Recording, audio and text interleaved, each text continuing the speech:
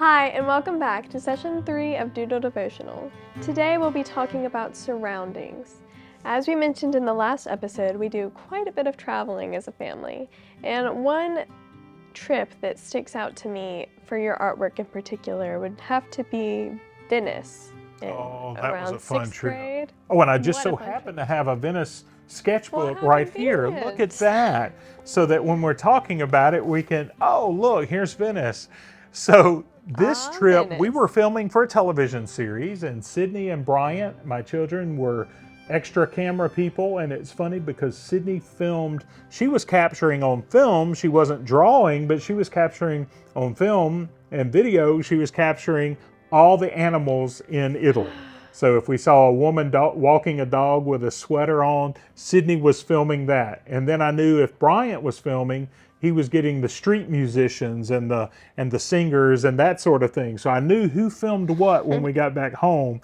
But in my sketchbook, I was taking time to do things like this. So I love the architecture in Italy. So this is pen and ink with watercolor on top of it. Do you remember this place that we went to, the little mall, the food mall? We were excited because the sign said that there were attractions, so we thought that there were rides or something like at Disney, but there were attractions were just little things mounted on the wall, and it was fine. But this was fun, and I remember the two friends of ours did a bicycle race through this, and we captured that on an episode. It was a time. It was something. Street scenes like this were always fun to capture, and I enjoyed doing that kind of thing and doing some little splatter, spattering, and I really would like to do more drawings like this where I just am breathing part of it into there and leaving some of that for the imagination, a little mystery there. Probably that was a time constraint kind of thing. This is a place where there used to be public executions. So that was very interesting to do. And then one of the villas that we were staying, and I remember I did this one, some of these when we were home, because I remember doing this particular, I had a photo on my phone from Venice, and I did this watercolor at a football game one night. So Bryant was playing in the band. So during the football game, I am painting this up in the stands because I'm only halfway paying attention to the game. But this is one of my favorite watercolors. I really like this one. And so I did that in the stands, freezing cold. So some of these, when we're filming for a production, I don't have time to do everything on location. But when I get home, I can work from some of the photographs and that sort of thing as well. So it's just capturing. And then these are other locations. Not quite Venice. No, that's across the street from the Walter Anderson Museum of Art down in Ocean Springs. That's a painting I did of my father. That's a drawing I did of you on a haystack. Do you remember that? We did this drawing. It's also a drawing of me. That's also a drawing of you. That's your brother. So when we did, you and I went on a trip up to the N.C. Wyeth, the Brandywine Museum, and that's a watercolor of N.C. Wyeth. So one of my favorite painters, and we went on a trip. That's an unfinished watercolor, but I really like. I like the unfinished.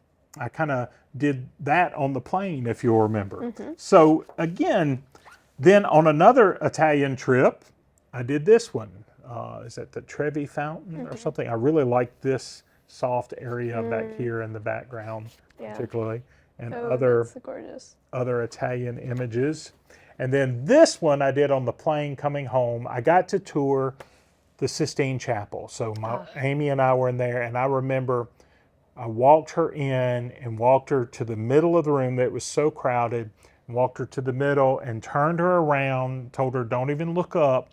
And I got to the place where I knew where it was, and I lifted her head and we looked up at the creation of Adam.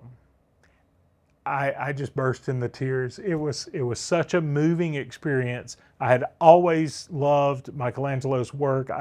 But seeing that in person and getting to experience that with my beautiful wife, and we got to go there twice on the trip. So on the plane home, I am sitting here painting an image from the Sistine ceiling. I had the Godfather on the movie. I was just living it up. And some people are saying, I can't even walk on this plane, and you're sitting there painting. But again, that's part of my experience, and part of the way I see the world is capturing through artwork.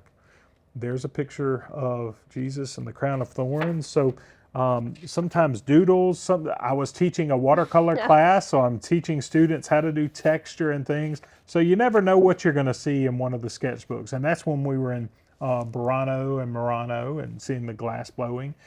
So seeing this type of art, seeing this type of capturing of the world, I know some people are thinking, I can't do that, because some of these are more finished kind of works of art. They're not quite the same as some of the sketchbooks and some of the quick doodles. But that's okay. In my preface to the book, one of the things I talked about was that if a person stops drawing when they're 5 years old, okay, and a person says, I draw like a 5-year-old, they probably stopped when they were about 5 years old. And if you stopped talking when you were 5, you would still talk like a 5-year-old. You learn to draw by drawing. So that's one of the things that I want to encourage each of you through these doodles, through these times together, that you are just opening up yourself and letting that pencil flow, and whatever happens, happens. And I think that that's kind of an attitude in life, that if you are putting your trust and faith in something beyond what you can control, it kind of gets some of the worry out of the way and say, I'm just going to go with the flow. I'm going to go with this pencil. I'm just going to see where this takes me. And part of that is being aware of your surroundings and looking for the beauty that's around you. You have to look for it.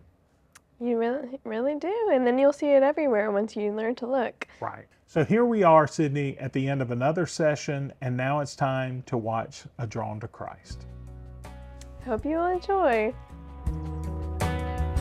I enjoy painting things I see around the state where I live, Mississippi. While driving through the Delta, I spotted an old church dotting the landscape of cotton fields, crops, and such. It only took a quick minute to pull over and snap a photo on my iPhone and get back on the road. But once back in the studio, I was able to pull together a watercolor painting from that photo.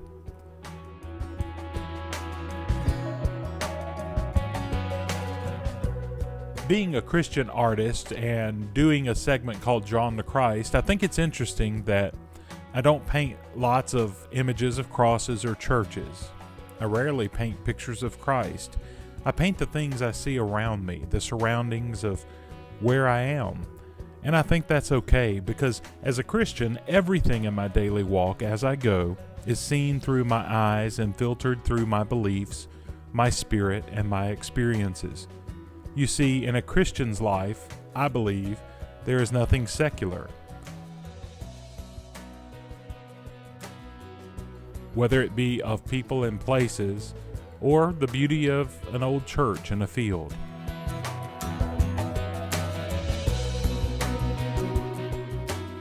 The mixing of colors speak to me as I paint.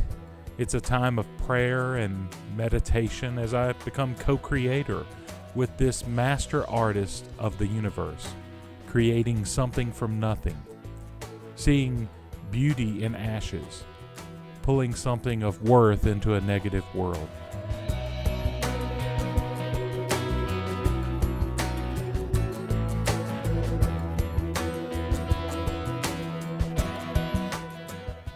I like this little painting.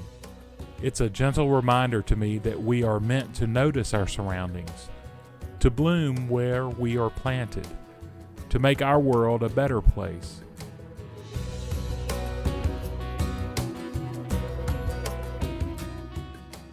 If we could only hear from the lives of the folks who've walked through the doors of this old church, I believe we would see Christ in our midst. I believe we would catch a glimpse of Him in the day-to-day as we go.